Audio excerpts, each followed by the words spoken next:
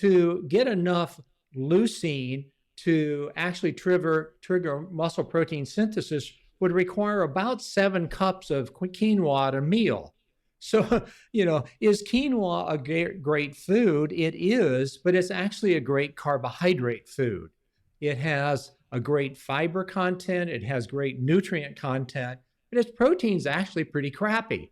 It just isn't very good. Mechanistic speculation aside, as long as you obtain adequate protein from a range of plant-based sources, you'll be fine. Not every food you eat in a meal has to be a high source of plant protein, such as tofu, tempeh, seitan, legume-based pastas, etc. Complex carbohydrates are also great, although I personally can't remember the last time I ate quinoa. We've covered someone saying something similar about quinoa before. And you get the same amount of protein from an animal that you could get with a plant.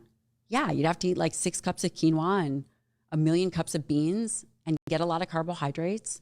I've never seen someone with a bit of knowledge about plant-based nutrition recommend eating 6 cups of quinoa and 1,000,000 cups of beans. A range of foods can add to total protein intake, including quinoa and beans.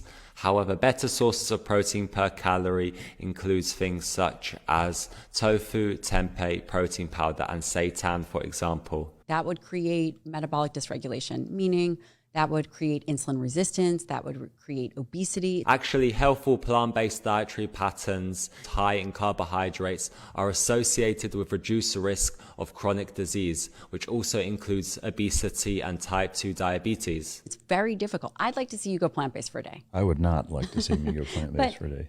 In the Adventist Health Study 2, vegans had a current adherence of 21 years on average, much more than one day. The basics of plant-based nutrition tend to be easy for most people. However, if you are having some difficulties, I would recommend using Chronometer to track your nutrient intake. Dr. Lyon provided no sources to back up her claims in this clip.